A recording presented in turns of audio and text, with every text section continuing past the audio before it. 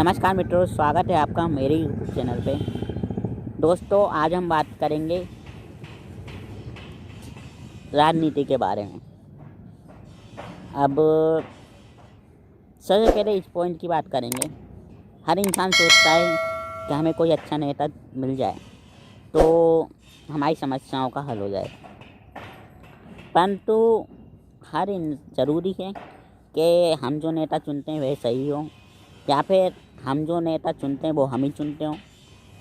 अब आप मेरी इस बात पे कह रहे होंगे कि नेता तो हम ही चुनते हैं, परंतु ऐसा नहीं है। नेता ना आप चुनते हैं ना हम चुनते हैं।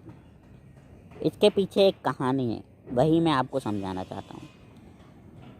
आपने जिस नेता को चुना उसको आपने नहीं चुना है। आपको ऐसा लगा है कि आपने चुना है।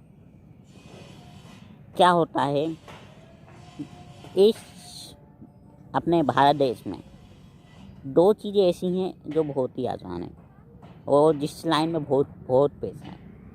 एक है आध्यात्मिक की लाइन, एक है राजनीति की लाइन।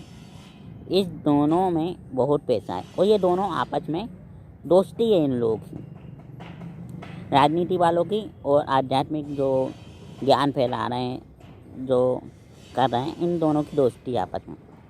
तो सबसे पहले हम आपको बताएं, जैसा कि किसी नेता को हम चुनते हैं तो कैसे चुनते हैं। सबसे पहली बात, अगर आप नंबर 1 आध्यात्मिक लाइन में जाना चाहते हैं तो आराम से आप खोज सकते हैं। उसे आध्यात्मिक लाइन नहीं बोलेंगे। क्या है कि इन लोगों ने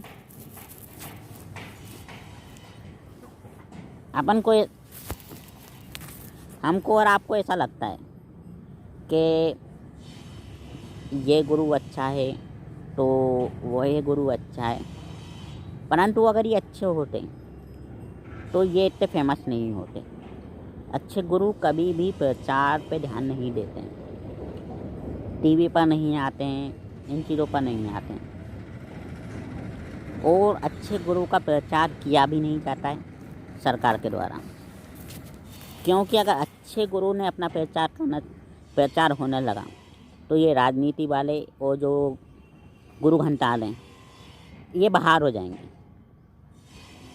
वो कैसे कि जो भी सच्चाई बोलता है उसको या तो उस लाइन से हटा दिया जाता है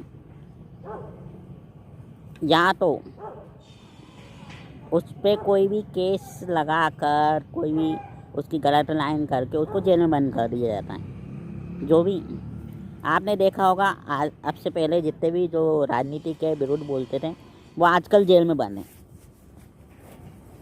अब पता नहीं कौन सही है कौन गलत, ये तो मैं नहीं कह सकता।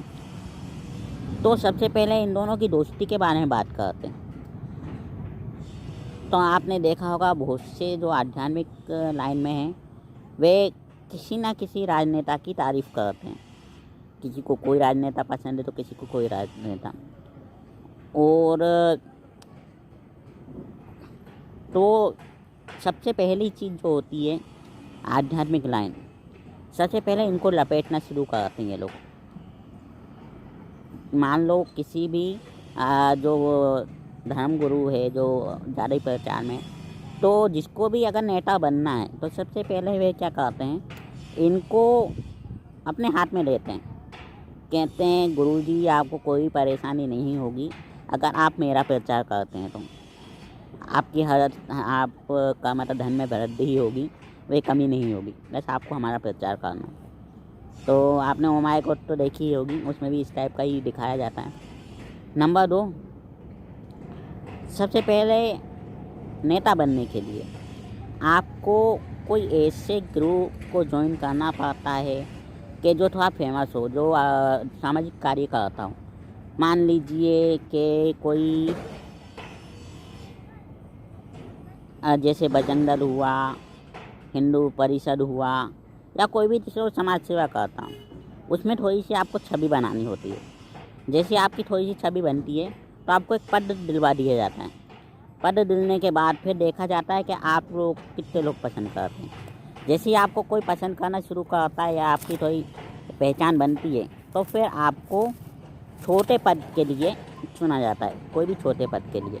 यदि आप उसमें अच्छा जोर दिखाते हैं तो फिर धीरे धीरे आपको बड़े पद पे पहुंचाना शुरू कर देते हैं। और जैसे ही आप थोड़े बड़े पद पे पहुंचते हैं, जैसे सीएम हुआ या पीएम हुआ, तो फिर आपका कॉन्टैक्ट ज़्यादा बढ़ जाता है। जैसे बिजनेसमैनों से कॉन्टैक्ट बढ़ जाता है। अब बिजनेसमैन से जब आप कॉन्टैक्ट बनाते हैं, जो भी अच्छा बिजनेसमैन होगा तो वो आपको पैसा देता है कि आप लो प्रचार करो। फिर प्रचार, मगर अगर आप जीत गए तो हमारे लिए ये काम करने पड़ेंगे।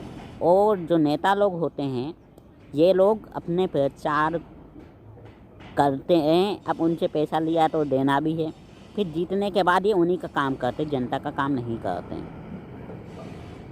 अब हमें क्या करना चाहिए इन लोगों से बचने के लिए?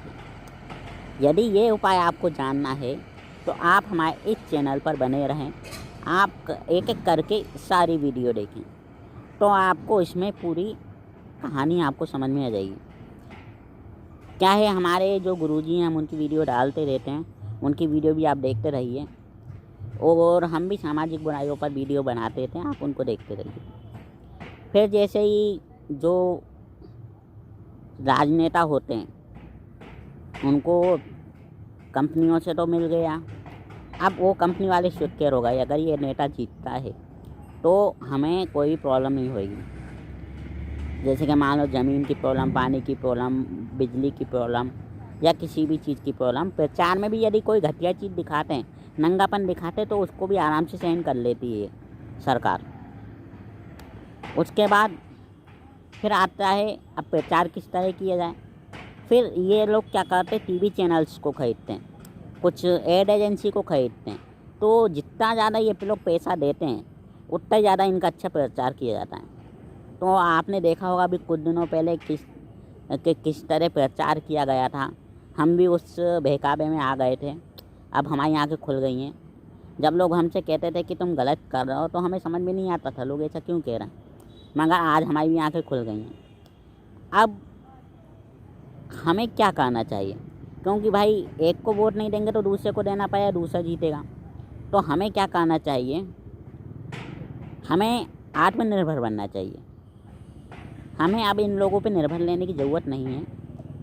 बस आप लोग एक काम करिए, अपने आप को निर्भर बनाइए, अपने साथियों को आत्मनिर्भर बनाइए, अपने गांव को निर्भर बनाइए। क्यों, गांव ही एक ऐसी चीज़ है जो हमें निरोगी काया दे सकती है, स्वच्छ जीवन दे सकती है, बच्चों को अच्छी शिक्षा दे सकती है। क्योंकि इन 70 सालों में या जब से हमने ये राजनेताओं को चुनना शुरू किया है, इन्होंने सिर्फ अपना ही प्रॉफिट देखा है, जनता का एक भी प्रॉफिट नहीं देखा है। बस हमें लगता है कि हमारे लिए काम कर रही है, मगर हमारे लिए कोई भी काम नहीं कर रही है। तो बस आज से जागरूक हो जाइए। आपको कोई भी नेता को नहीं चुनना है, बस अपने आप को आत्मनिर्भर बनाइए, अपने साथियों को आत्मनिर्भर बनाइए और अपने गांव को आत्मनिर्भर बनाइए। यदि आपको कोई भी दिमाग में कोई भी सवाल हो तो आप हमें कमेंट कर सकते हैं। ठीक है। जय हिंद, जय भारत, भारत माता की जय।